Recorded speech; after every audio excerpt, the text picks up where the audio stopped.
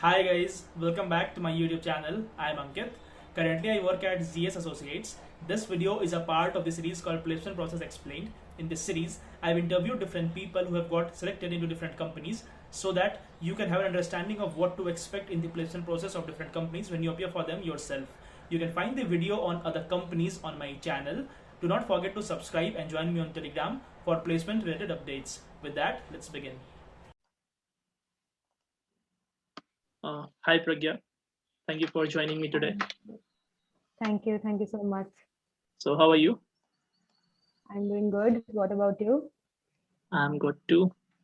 So, let's directly jump to the point.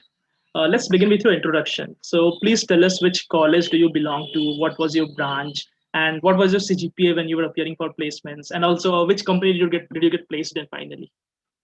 Okay, so I am from Vellore Institute of Technology, Chennai campus. And during the time of placement, my CGPA was somewhere between 8.6, 8.7. And what else did you say? Which company did you get placed in? Yeah, I got placed in Standard Chartered Bank as a software developer. Okay, okay. And what was your branch? I think you missed that. Yeah, electronics and communication. All right, all right. So, what is your profile at Standard Chartered, and what does your day-to-day work seem like in simple terms? Yeah, okay. So, in layman terms, my job is basically managing the software that are existing in the company and developing algorithms to simplify the already existing platform that we have. So, what we like, it's a bank, right? So, everything is very internal. We have external clients, but majority work is for the customers. So, we have to simplify it and present it in a way that it's easier for the retail management side to take care of it, or the consumers to have access to the site in a more smooth and more easy way. So that's the main job. My profile in particular is more towards the backend side. So we develop algorithms, we work on APIs, we have front end work as well. So that's what my profile is. Okay, that sounds pretty interesting. So let's move to the next question. So what were the prerequisites for this company in terms of CGPA branch? Like, did they limit the number of branches that were eligible? And also, was there a minimum CGPA criteria for this company? Yeah, I think the minimum CGPA criteria was 7, Okay. and branch restriction, I think mechanical and civil were not there. Not sure, or maybe it was just civil, but I can tell you from the people that they selected from our campus in particular were basically either from electronics or electrical or computer science. Those were the people that were making the majority. I think mechanical was also there, and only civil was omitted from this. Okay. Okay. All right. So what? How many rounds were there in total for the placement process? There were a total of 4 rounds. First round was basically your aptitude, your logical reasoning, and your personality test. If you get through it, then the second round was a coding round in which you have to predict the output, the general MCQs that we have for coding. It was, I would say, a little more difficult than the general MCQs I faced in different companies till the time I got placed. Like that was like 3, 4 months into the campus placement system. And then there was one proper code that I think was varying from person to person. And then there was SQL question also that we have to get the output in the database. So that was the second round. Third round was a group discussion, which was based on the case study of an active case study in the company.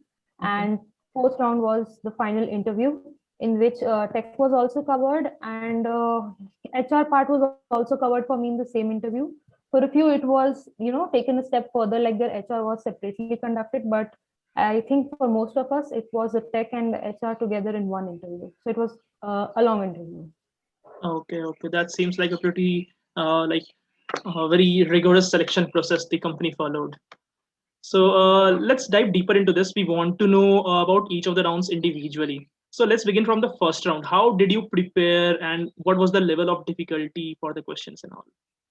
So, specific to the company Standard Chartered, the first round usually, like when you sit for other companies, if you're preparing for your aptitude, you prepare for India Bix and all, right? You Hmm. prepare from those sources.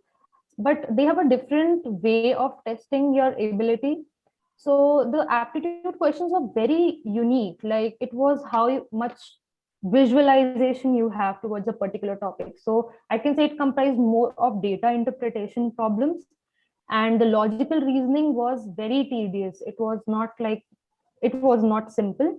It had a lot of, usually you have 4 to 5 options. They were giving us 10 to 12 options to select Oh my from. So God. it only made it complicated for us to choose from. Okay. And if you cross them, then in the first round itself, there was a personality assessment test, which is, I think, getting really common nowadays in companies Mhm. because they want you to be suitable for their work environment. Psychometric So test, in I believe that is what you meant, right? yeah, Kind of I that. think yeah, kind of Mhm. that. But it was more than psychometric. I think it was very pertaining to an employee and employer's behavior towards each other. Like Mhm. if you're in so and so position in a company, the Mhm. scenarios that you were getting was very particular to their company. Like if you are in this department and you're in this position, how will you do? Will you help this colleague? Will you do that? So it was not more like a generic psychometric. It was very Mhm. specific to what they wanted in the company. Okay. So that was the first round. So after that, we got a cutoff, and I think more than I think 200 people got shortlisted from that. Okay. And in the second round, we had a coding round. So Mhm. there was one proper code. I don't recall what algorithm the code required, but it was not. I won't say it was like the toughest code that I have written, but it was not like the simplest. It was medium level coding, and MCQs were tough because there were 15 minutes and 15 questions, and codes were not small. Like even though you have to predict the output, it was not like 5 lines code and then you can see the outcome, or like a for loop that iterates for 2 to 3 times and you can predict the output. It was like 15 to 20 iterations, and the time was really short. Okay. So that was there. And the SQL query, that was complex. That was really complex. And Mhm. I actually think like it was very, like, they might have actually opened and checked who wrote what, because we were not getting all the test cases. It was Okay. complex. So, and I think overall the coding round was medium to difficult level. It was not Okay. simple. Okay. It was not the simplest one. So Pragya, sorry to cut you in between. Yeah, Can yeah. you elaborate something more about this coding round? I mean, which topics do you think students need to cover, and are there any particular sources they can cover it from? And which topics you think that Standard Chartered focused on, like in their tests, from whatever you can remember? Yeah, so I think it was more on the side of if else. The one that I got was a nested if else type of a question. Mm-hmm. But the point was understanding what the question wants was the main crack. If you Okay. know what they're asking, then it might not be that complex. But if you're not getting what the gist is, that is one thing. I know people, not from my batch, but from one batch junior. I know that they got bubble sorting and all. So Okay. I think preparing DSA and your object oriented programming should be sufficient for most of the companies that you are interested in. But and the sources I think I used was W3 School, Java Point, and I was referring YouTube a lot. YouTube helped me to understand a lot of concepts. So I think that was how I prepared Any for it. channels that you would like to recommend if you remember? uh, I don't It's totally remember the fine. I will channel mention right. that in the description later. If you Yeah, can tell me yeah. that It later was, as I well. think, mostly I was just randomly searching, and it Mm-hmm. was not just one video I saw, and I was like, okay, this Mm-hmm. is the channel I want to stick with. Okay. Different videos from different channels were helping me. So I think it's more on your learning style, who Mm-hmm. you resonate with, and then you can learn well. Okay. Got it. Okay. So this was about the second round. Now let's move to the third round. That was the GD, right? Yeah. So Okay. GD was actually quite an interesting round. So I think after the second round, there were around 100 people, Mm-hmm. and in that they divided us in groups of 10, and they gave us a case study. So usually when you go for campus placement, GD is one of the most common rounds to come across. So there was a slight difference in this. So they didn't give each of us the entire case study. So they had one case study divided into 4 to 5 parts. They Okay. gave us different parts. So we don't know what the other part is. So we have to give our ideologies and back our argument on the basis of the case study and the portion that we have. Mhm. They did that so that everybody gets an equal opportunity to talk and put forth their opinion.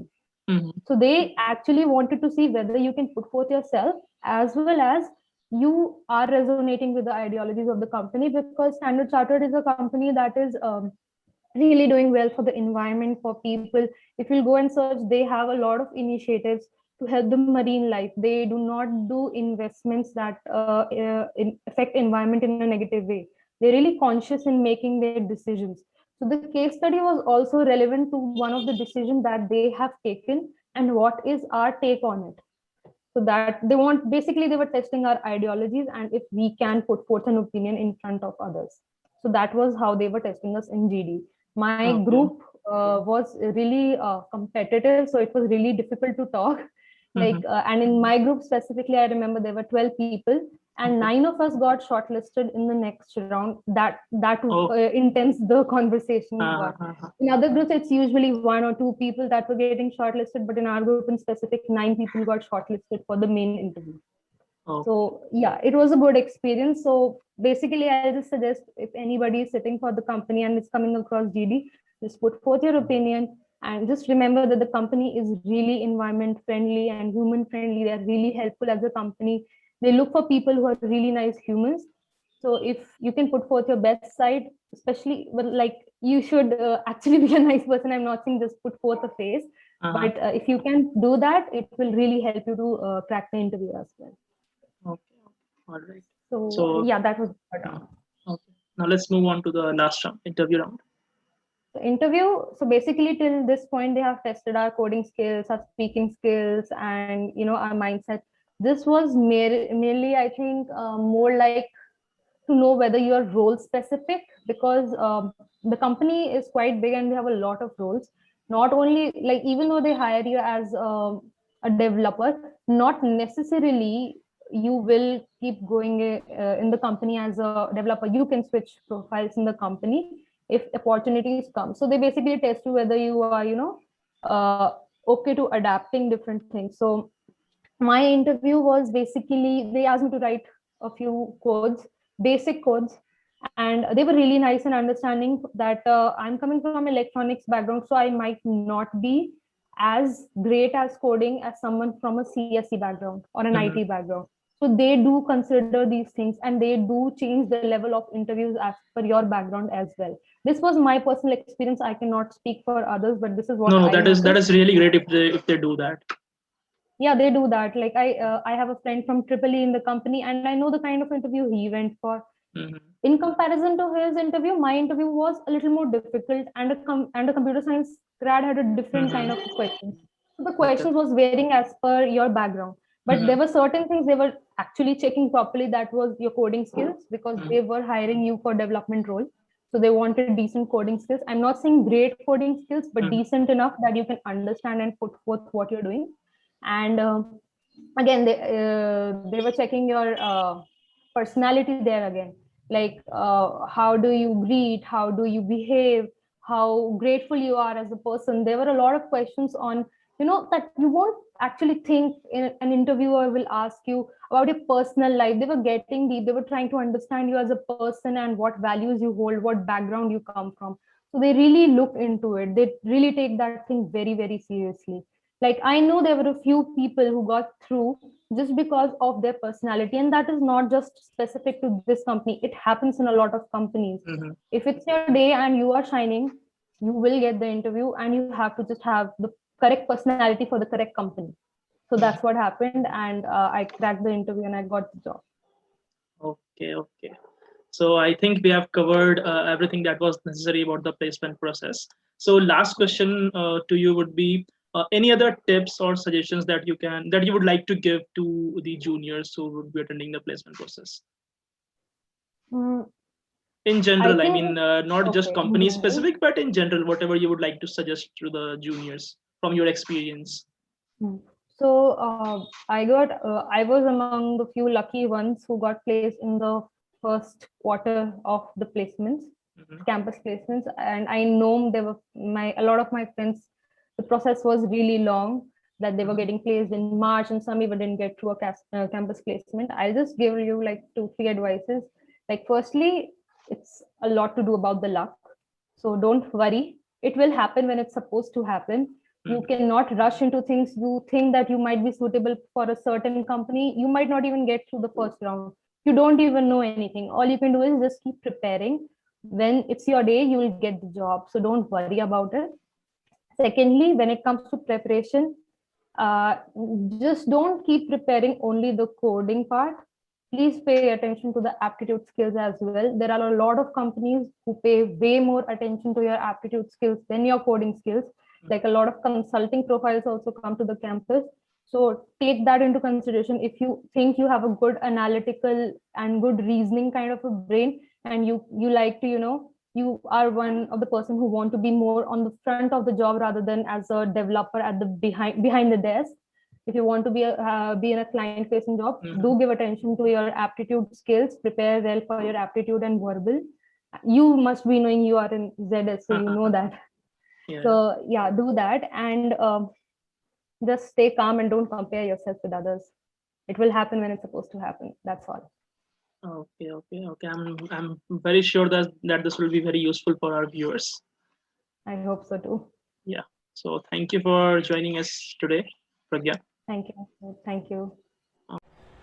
Thank you for watching this video. I hope you found it useful. Do not forget to subscribe and join me on Telegram. Thank you.